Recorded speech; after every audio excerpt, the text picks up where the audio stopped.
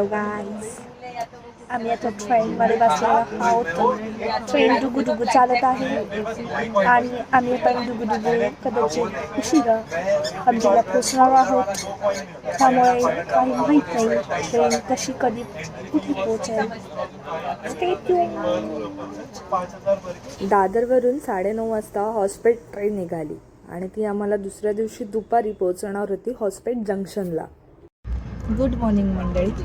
आम्ही आता आलो आहोत कर्नाटक राज्यामध्ये आणि या राज्यामध्ये काय परिस्थिती आहे याचा आढावा आम्ही लवकरच घेऊ आणि लवकरच तुम्हाला आम्ही कळवू. तर आम्ही आता ट्रेनमध्ये आहोत आणि आमची ट्रेन थोडी लेट आहे, त्यामुळे आम्ही हंपीला किती वाजता पोचतो आहे, काय करतो आहे हे आम्हाला माहीत नाही आहे. आणि तिथे जाऊन आम्ही ठरवणार आहोत की आमची राहण्याची व्यवस्था आम्ही कुठे करणार आहोत. तर याबद्दल सगळे अपडेट्स तुम्हाला लवकरच देण्यात येतील. तोपर्यंत तुम्ही हा व्ह्यू एन्जॉय करा. आणि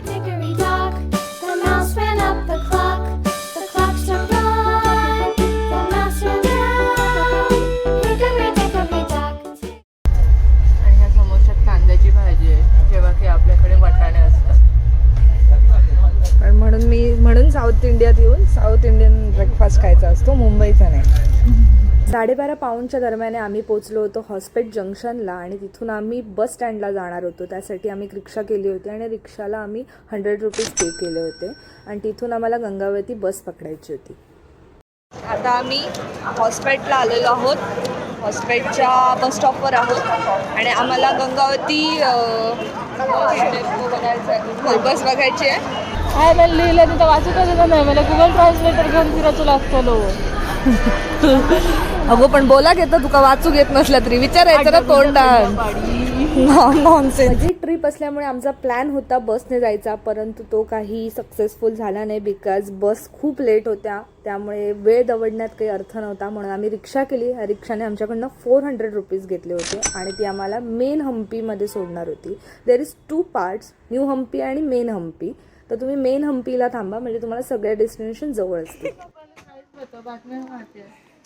so basically we are in Hampi right now. हे समोरच विरूपक्ष टेम्पल आहे and we are looking for rooms. But basically इकडे सगळे रूम्स रेंटवर देत आहेत आणि आम्ही लिटरली फिरतोय, बार्गेनिंग करतोय, फिरतोय आणि बघतोय की आम्हाला हवा तसा रूम मिळतोय की नाही.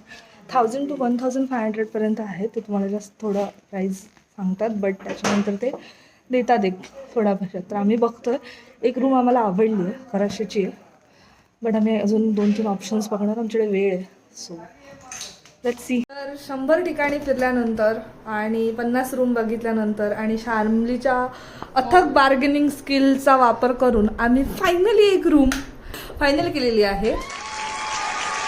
ही रूम छोटीशी आहे, ही बघा, सुरू झाल्या संपते, पण ह्याचा जो व्ह्यू आहे जो आहे त्याच्यासाठी आम्ही पैसे भरलेले आहेत.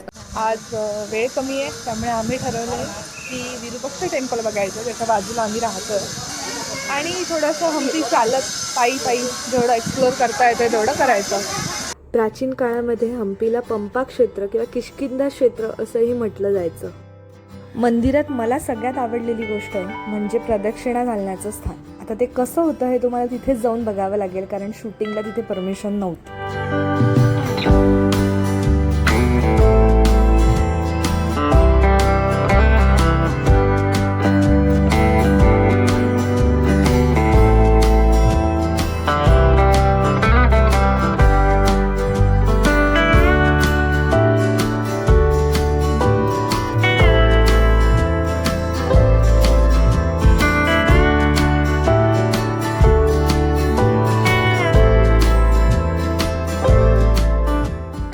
आम्ही आत्ता जिला भेटलो, तिचं नाव आहे लक्ष्मी. आम्ही तिथे गेलो आणि तिथे ना ते त्यांना जेवणाची वेळ झाली होती. तिला भात भरवत होते आणि विचारलं आम्ही भरवायचं का, आणि मग त्याने आम्हाला भरवू दिला भात आणि फार मजा आली ते करताना.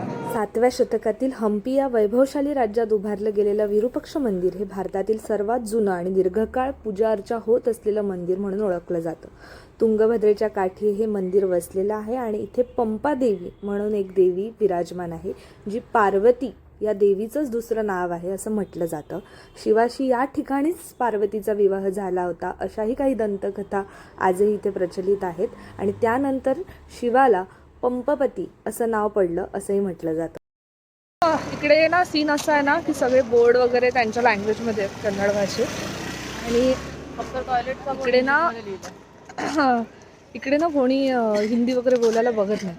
सगळे मराठी तर कोणाला येणं शक्यच नाही. सो सगळे ना इंग्लिशमध्ये बोलतात. पण आमका काय इंग्लिश येता, आम्ही मराठी मीडियम. बरोबर. आम्ही कसे बोलतलो हे का काय अर्थ काय करत नाही. मला चणे देतो तर मला चणे खाऊन दे. चणा. बस हे बघ मराठी मीडियम वाटाण्याला चणे म्हणते बघा.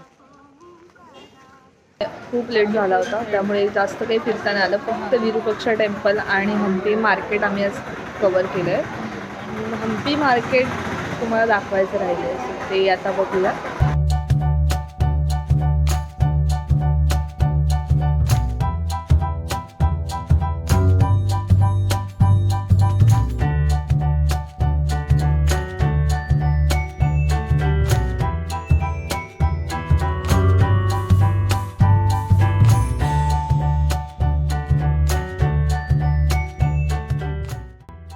हाय, व्हॉट इज युअर नेम? हां, वर्णिका.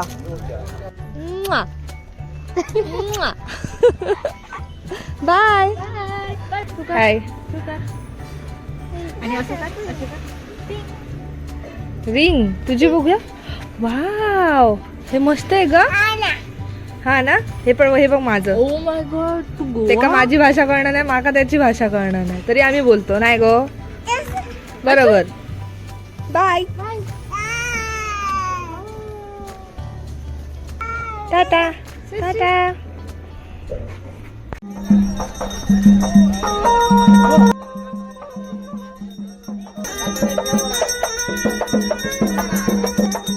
विरूपक्ष मंदिराच्या आवारात असंच फेरफटका मारायला गेलेलो असताना आम्हाला ही पालखी मिळाली होती आणि विरूपक्षचं मंदिर खूप सुंदर रात्री दिसतं असं आम्ही ऐकलं होतं, म्हणून आम्ही खास पाहायला गेलो होतो. हम्पीचा मॅप तुम्हाला नीट कळावा म्हणून मी इथे एक मॅप टाकते, त्याचा स्क्रीनशॉट तुम्ही नक्की घ्या. त्यानंतर वेळ झाली होती डिनरची आणि आम्ही डिनर करायला आमच्या स्टेच्या बाजूच्याच एका हॉटेलमध्ये गेलो होतो. छोटंसं हॉटेल होतं पण टेस्ट छान होती. त्यानंतर हा दिवस संपला. इथून आम्ही आता जस्ट सायकल घेतली. ही एक सायकल आणि एक सायकल. से हाय शामली. अंकल हाय बोलो. हाय बोलो. हाय. गेअरवाला 250 आहेत आणि हे वाले 150. हे पण 150. आम्ही लेडीज घेतलेत. ओके. गुड मॉर्निंग मंडळी. रात्र वाटत असली तरी पहाट आहे आणि आम्ही निघालोय मातंग हिलला. हा आहे आमचा हम्पीतला डे 2. विरूपाक्षा टेम्पलकडून आम्ही जस्ट निघालोय आणि इथून मातंग हिल ऑलमोस्ट 11 to 12 मिनिट्सवर आहेत. आणि आम्ही सायकल रेंट केली आहे फुल दिवसासाठी. बरेच प्लॅन्स आहेत ते मी तुम्हाला आत्ता सांगणार नाही, हळूहळू तुम्हाला समजतच जातील. तर ही बघा शामली स्ट्रगल करताना, कारण खूप वर्षांनी हातात सायकल घेतली आहे.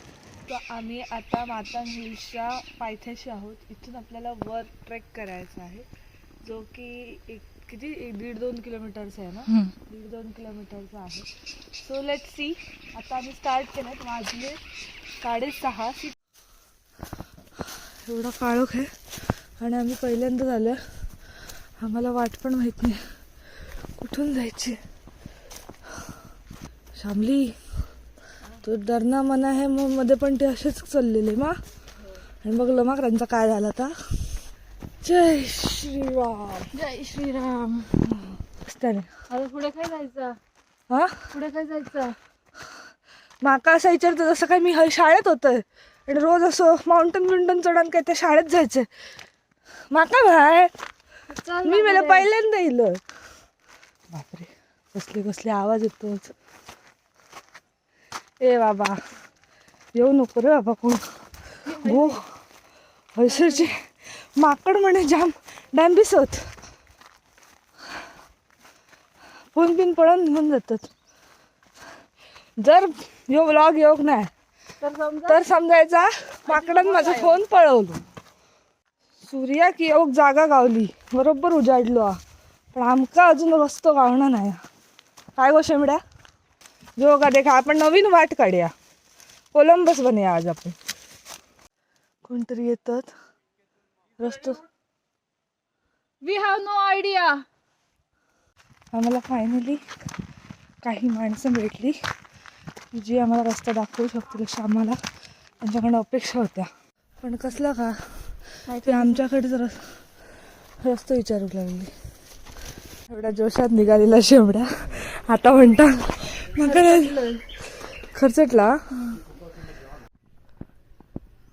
ओके ओके सॉरी, मी चुकीचा रस्ता बघितला आणि चुकीचा रस्ता बघितल्यामुळेच आपण चुकीच्या ठिकाणी पोचलो. पण it's a part of a journey. बरोबर ना शामली? रास्ते में कांटे होते और कांटों के आगे मंजिल होती है, मंजिल उधर है. लेकिन रास्ता पता नहीं अभी तक कहाँ से जाना है. सो बेसिकली झालं असं की आम्ही रात्री निघालो ना, त्यामुळे आम्हाला रात्री काही दिसलं नाही कुठे कसं काय जायचं. जिथे आम्हाला पायवाट दिसली आम्ही तिथून निघालो आणि फुल काटेत पाया बियाला फुल सोलून आम्ही पोहोचलो. पण तिथे रस्ताच नव्हता. सो लहानपणीची आठवण आली. 7वी नंतर पहिल्यांदा सायकल हातात घेतली आणि 7वी नंतर पहिल्यांदा आता गुडघे पण फोडून घेतले. ठीक आहे, जिंदगी की यही रीत है, हार के बात ही जीते. काय शामलीची चुकीमुळे झालेलं आहे. काय माझी चूक काय? काय माझी चूक काय? बोल. सकाळी निघाल मी रवलं. माझी मैत्रीण पूजा नेहमी म्हणते तुका जय जावचा ना थंय तुका ट्रेक करूचो असता. तर हीच सवय आता नडली की सगळीकडे ट्रेकिंग करायची नसते. हे आज मी हम्पीकडून शिकले, याचा मला अभिमान आहे.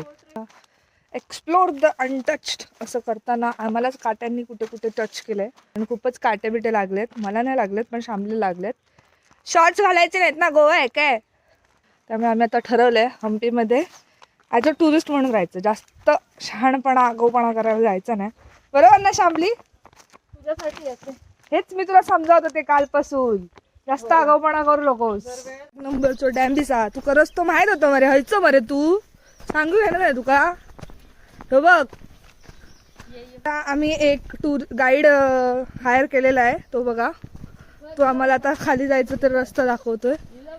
मगापासून जी माझ्यावर माच करते की मला रस्ता माहित होता, ती चुकीचा रस्ता सांगितला. काय लिहिलं होय? चुकीचा रस्ता सांगितला. आपण गेलो तर मंडळी मी एकटी चुकले नव्हते, हिने पण चुकीचा रस्ता सांगितला. आई शपथ. ह्या जर हय लिहिलं नाही ना वे टू हिल तर थंय लिहूय होता. आणि ह्या जर थंय लिहिलं नाही ना तर त्या दगडावर लिहूय होता. काय तरी मेले करतं. सांगे आपण कर्नाटक सरकारक सांगे. सॉरी ताई. कसा वाटला तुम्हाला मातल हिलचा आमचा फसलेला ट्रेक? हे तुम्ही आम्हाला कमेंट करून सांगा. आणि लाईक, कमेंट, सबस्क्राईब फॉर असेच सजेशन्स. कुठेही तुम्हाला जायचं असेल तर वाट माझ्याकडनं घ्या. मी खूप चांगल्या वाटा सांगते. तो अंधेरे में धोखा हो गया भाई साहब, हम लोगों ने कुछ नहीं किया. बरोबर है कि नहीं अक्का? हमारा चूक नहीं है, कर्नाटक सरकार का चूक है. हाँ बाय. हाँ